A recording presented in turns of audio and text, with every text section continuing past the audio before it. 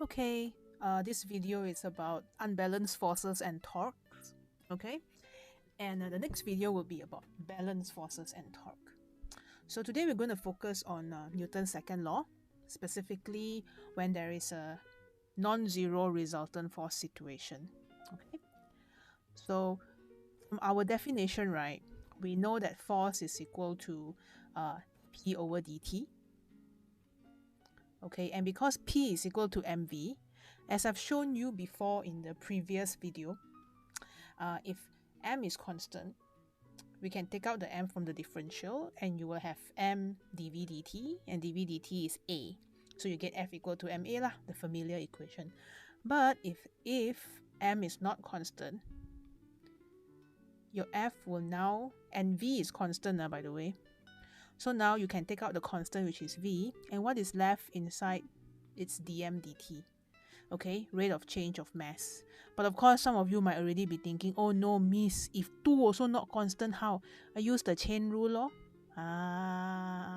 But this one, not in syllabus lah. Too complicates now, okay? So from here, you can see, I'm already repeating myself. If let's say you have a PT graph, the gradient is equal to F, because F is dP over dt.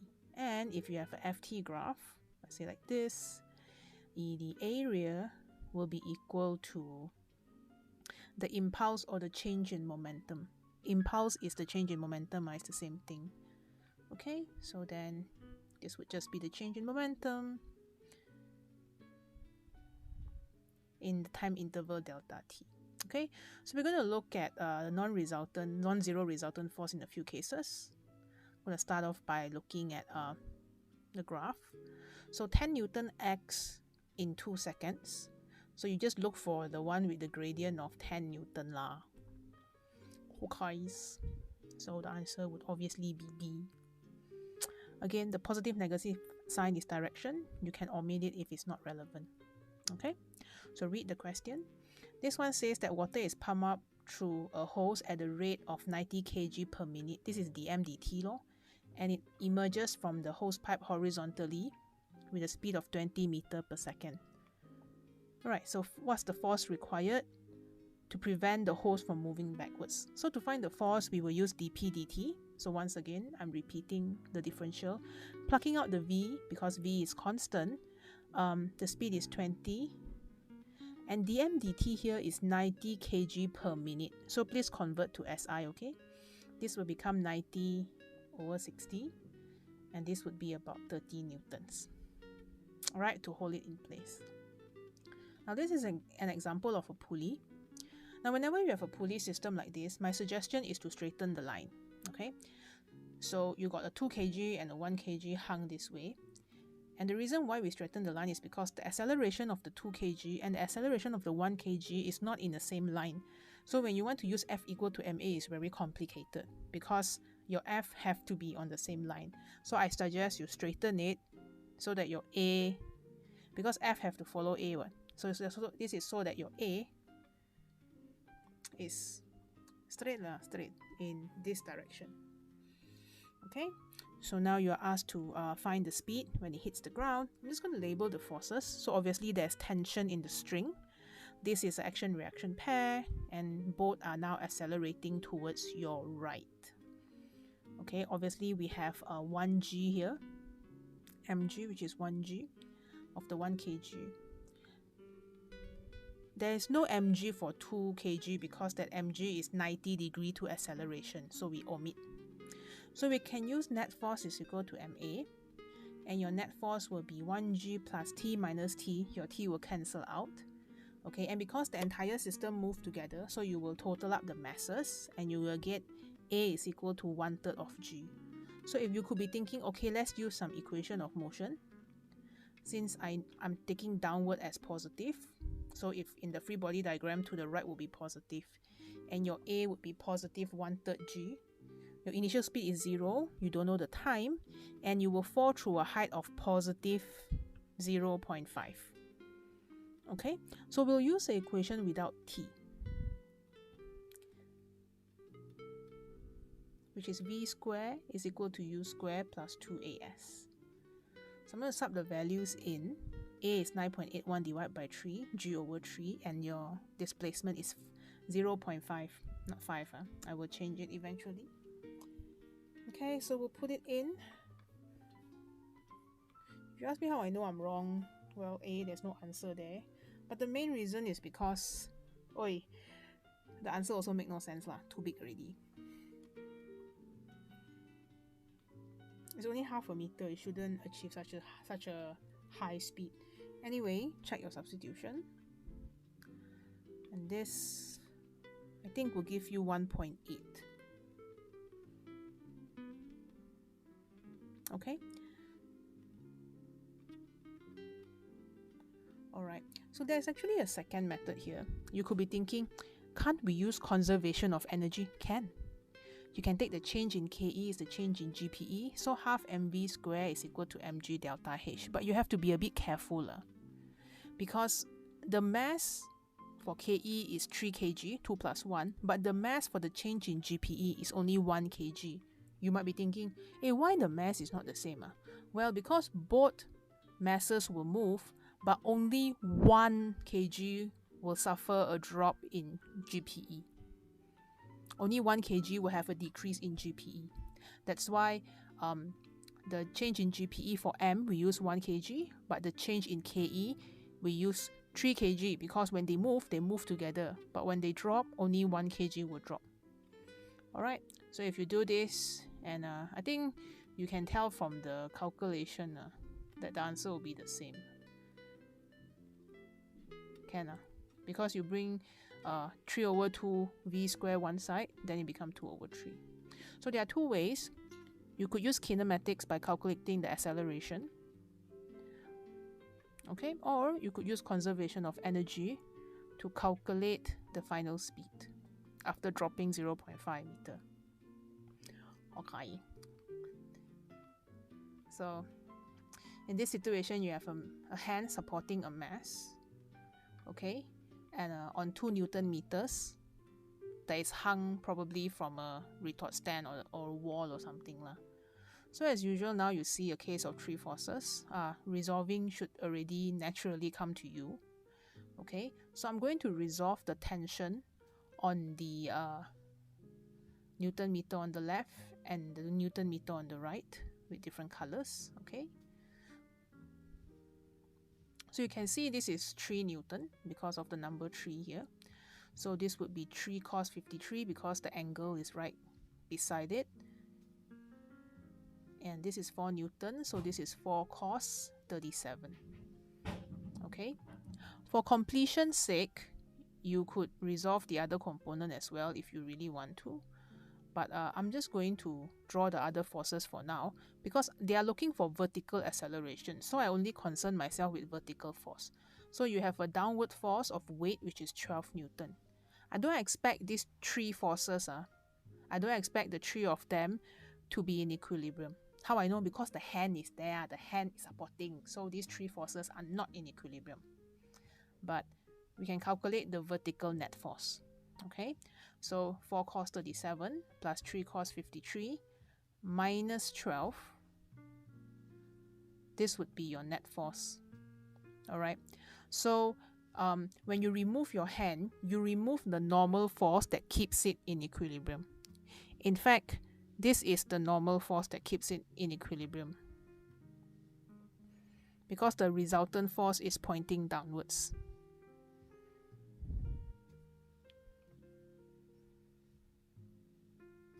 Okay, so if you want to, I'm going to draw the normal force here. This normal force will cancel off the resultant force of the other 3 to keep the block in equilibrium.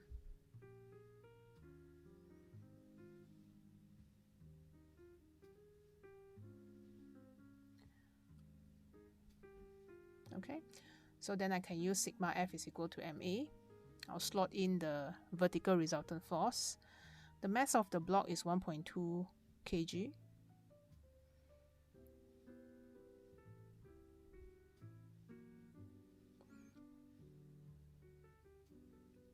And if you consult, probably consulting my calculator, and I think discovering that there's a mistake somewhere.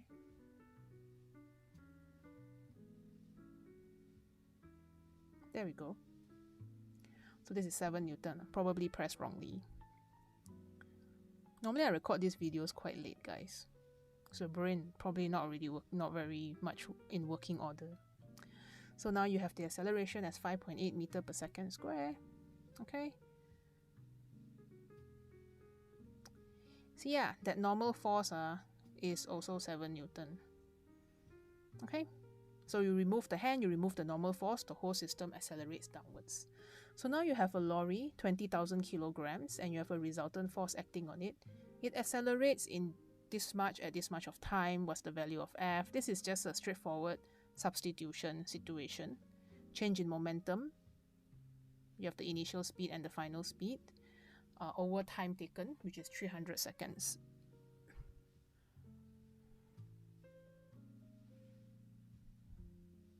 So I tend to do this because there is a line for change in momentum. And I have the answer.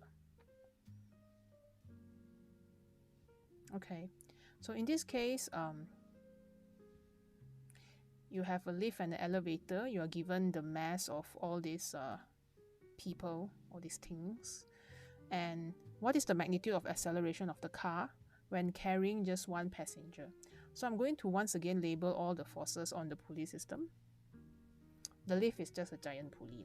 Okay, so you got 640 gram downwards, 600 gram downwards. As usual, because there is a string there, so there is tension. I'm going to straighten the entire system. Okay, so I know that the acceleration is like this because the balancing weight is heavier, which means when I straighten, the acceleration will be in this direction. So you have 640 gram in this direction and 600 gram in the opposite direction, just straightening the wire. Okay, and then you will have tension as well.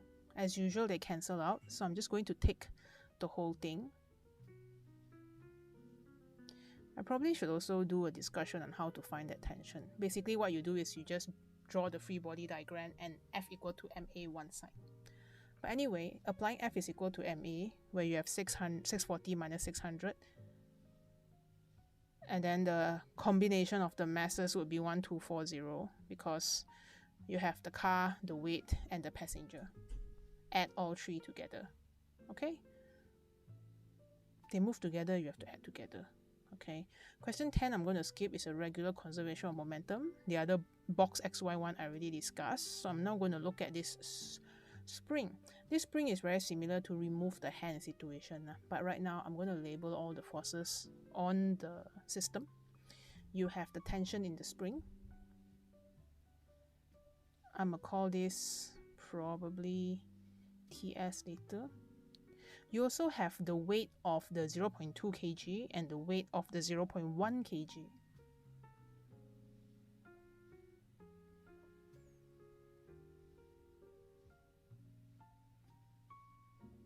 So I'm just going to label the weight.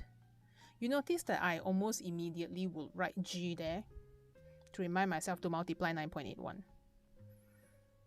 And only substitute when I do the calculation. Okay? So now they say that, oh, this is in equilibrium and now we are going to burn the thread. Oh, thank you. So now I have to draw the tension in the thread. Okay, and obviously when you burn the thread, the 0.2 kg will accelerate upwards. And they kind of like want to know what's the acceleration. So to find acceleration, we need to consult forces. So I'm going to draw the forces or the free body diagram of the forces acting on the 0.2 kg alone. So you have tension, upward tension from the spring, downward tension from the thread, and the weight of the 0.2 kg itself. Remember, tension is only for pulling. So you look at the boat tension is pulling. Repeat the same process for the 0.1 kg. You have the weight pointing downwards and the tension in the thread pointing upwards. Now, currently, the thread is still there. So both are in equilibrium. So the upward force will be equal to the downward force in the 0.1 kg. Okay, which is why T will be equal to 0.1 g, which I can now write the value. And I can apply sigma F is equal to MA. Okay, but also at the same time, right, the 0.2 kg is also in equilibrium. Now, when you burn the thread, what will happen is that the tension, the green color tension, will disappear. Okay, so right now I kind of like need to do some calculation to find my TS first. Okay, so in equilibrium, TS, the upward force, will be equal to 0.1 G plus 0.2 G. This will be 0.3 G. Okay, and now when the thread is burned through, thread, the green color tension disappears. You will only have your spring tension, which is 0.3 G, and your downward weight, which is 0.2 G. Then you can just apply sigma F is equal to MA, and the whole thing will accelerate upwards. So we use outward force minus downward force. Now normally what we can do, or what we normally do, is we will take the direction of A as positive to make your life a little bit easier lah. Okay, and then I can get my acceleration. There is a calculation error here that I will correct later, because I noticed after a while it makes no sense. Alright, so basically I'm just using F equal to MA everywhere. Before the thread is burned, A is 0, system is in equilibrium, upward force equal to downward force. So I found all the other forces. Then I wipe out the green force. So what is left would be the upward 0.3 and the downward 0.2. And I subtract them, 0.3 minus 0.2 as your net force. And only the 0.2 kg is accelerating upwards. The 0.1 kg has already fallen down to the floor already. Whoops. So yeah, so then you will get 5 lor. Okay.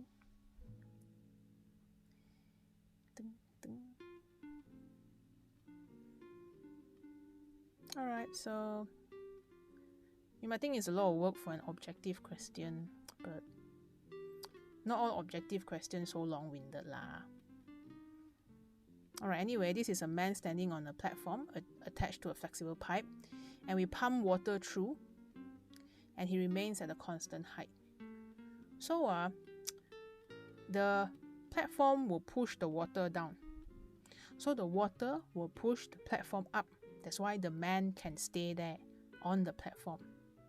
And the rate of water flow, or dm/dt, is 40 kg per second. So we can use F is equal to dp dt, and we need to balance off the mass of the human.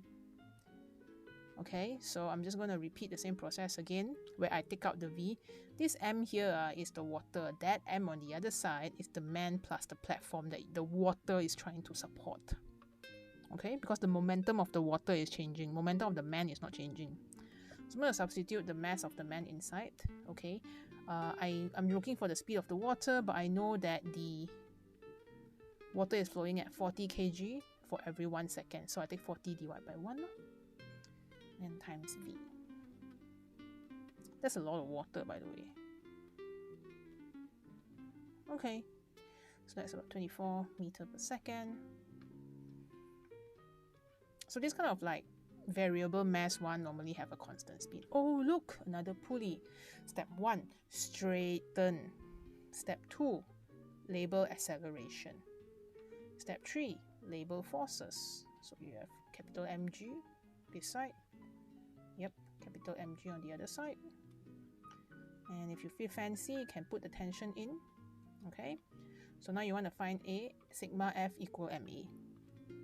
Mass is constant, you can directly jump to this. Mass is not constant, then you use V dm/dt. So we'll take again the direction of A as positive. So now you take capital M minus lowercase m is equal to M plus MA, because they move together. So you add up the mass. Alright, then it's just a matter of rearranging and finding the right answer. That would be B. Okay, so I think I've covered sufficient F equal MA. Now let's look at net torque. Net torque or net moments. So I want to talk a bit about couple. Okay, so for you to identify a couple, we need two forces of equal magnitude, opposite direction. Okay, and they must cause a turning effect. Like, of course, this case, you want to open a jar, you're going to turn that way lah. Okay, causes turning or torque. And torque here is defined as force times perpendicular distance, the product of force and perpendicular distance. This definition also important, I can ask one. Perpendicular distance from a reference point or from a fulcrum. Now I will take the center as your reference point. That will be the most logical. And you need this much torque to open the jar. So what is the value of F? Thank goodness the radius is 90 degrees because it's a circle to the force. So 90 degrees can just substitute law. And you notice that both forces are turning counterclockwise. So you can just times 2. So you get 2FR. And it's just a matter of substitution because you are looking for the value of F, 250 Newton. Alright, a few more things I would like to note about torque of a couple.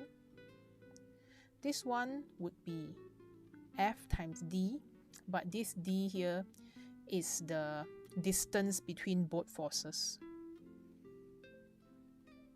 But you also will notice that 2R is equal to D, so it's the same thing. Okay, whereas this torque here, when I write FD like this, is distance between the force and a reference point or a pivot. Again, the distance have to be perpendicular. Okay, so up to you they are the same thing. Sometimes we can, if we can identify a couple, it's just quicker to just multiply by their separation. Or you just times 2. Okay, so in this example, we have many couples that I will try to annotate them differently. So I'm going to take the center point once again as fulcrum. And I noticed that 50 Newton has another couple here, 50 Newton. And let's consider this torque. Now this torque here is 50 and you multiply by the perpendicular distance is 8. I changed to meter because I look at all the answer is in meter That's all. 16 Newton. Wow, another couple there. Many couples. Okay, distance between this is 20. Okay, 10 cm, so it's 20. Now 25 and 25, the distance between the center and 25 is 12, so you need to times 2, 24.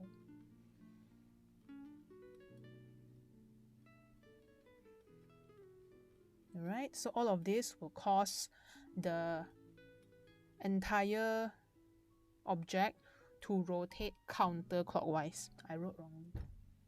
I think after that I will change it again. Alright, so 13.2 Newton meter counterclockwise. And you have the 30 Newton that is clockwise. Okay, so the 30, again a couple. Separation here is 6.5. I have noticed my mistake. And I am changing it now. Alright, so 13. 6.5 times 6.5 is, 6.5 plus 6.5 is 13. Okay, so one is anti-clockwise, one is clockwise. Normally anti-clockwise we give a negative and in this we give a positive. So the resultant torque, you take negative 13.2 plus 3.9 and then you take the magnitude. But the negative shows you that the entire system will rotate counterclockwise. Okay, if you have problem deciding whether it's clockwise or counterclockwise, you can ask me tomorrow or anytime during when you see me. But if you have done IGs, I think you spend a lot of time doing moments. This should not be a problem. Okay, so right now we're going to look at another example, paper 2 question. State the principle of conservation of momentum. State so many times already. Write again just for exercise. Total momentum of a system remains the same, remains constant, does not change unless acted on by an external force. So now you have a propulsion system of a toy car. Consists of a propeller attached to an electric motor, and the moving air will be pushed backwards by 1.8 meters per second. Car is on horizontal ground, held at rest by its brakes. When the motor is switched on, the air is propelled horizontally to the left. You are given the density of the air. Okay, and then now they give you a hint. It is a cylinder. The air comes out as a cylinder with radius 0.045. So show that in 2 seconds, the mass of the air propelled to the left is this much. So if 1 second I travel 1.8, 2 seconds, I will travel 3.6 meters. So the air column that you can create is 3.6 meters in this direction towards the left. So we know density is mass over volume. So to find the mass, I'll take the density of air multiplied by the volume. Since this is a cylinder, cylinder's volume is pi r squared. Now substituting the density and the radius, 0.045. Please make sure everybody is HIK. And then you toss out your calculator, you should get 0.03. Now if you're wondering why they're so nice and give you answer in the question, it's only because they expect you to use it in part 2. Even if you mess up here, can use. Don't worry, just use. Hey, proven. So part 2, calculate the increase in momentum of the air. We assume that the air was not moving before the propeller and moving at 1.8 after the propeller. Okay, so you can take 0.03 kg multiply by 1.8 minus 0. Okay, because to the right is stationary. Yeah. By the way, this which one minus which one, we tend to take final minus initial, but bearing in mind that the minus is just for direction. So always check your direction when looking for momentum. Alright, the force exerted, change in momentum over time taken, so 0.054 in 2 seconds. Of course, it took 2 seconds to build up a cylinder of 3.6 meter height. Okay, then you get this force law. Explain how Newton's third law applies to the movement of the air by the propeller. Well, in this case, right, if you look at your Newton's third law, the propeller pushed the air backwards, so the air pushed the propeller forward. Alright, but I don't want to use forward and backwards because where is forward, where is backwards? I tend to use left and right based on the diagram. So the propeller exerts a force to the left, pushing the air so-called backwards, and the air exerts a force on the propeller or on the toy car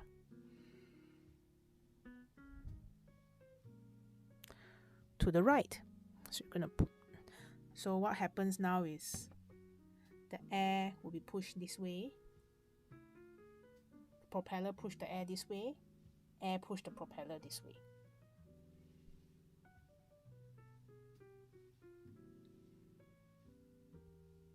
Okay, so car moves to the right, and then you can also just put in all the other points lah.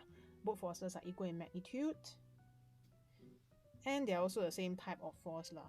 In this case, the force is also contact force. Propeller touch the air, air touch the propeller. A lot of touching, consensual touching. Okay, so exerts a force to the left, and then exert force to the right. So you have the opposite magnitude, pula opposite direction, same magnitude, acting on different bodies. Good, all the points are there. Okay. Alright, so now you have the total mass of the car, 0.2 kg, and we release the brake, so the car will begin to move with the acceleration of 0.075. You can use net force is equal to ma lor. So again, if it accelerates, it always accelerates against the direction of friction. So I'll take the net force minus friction, and then I can find the friction already.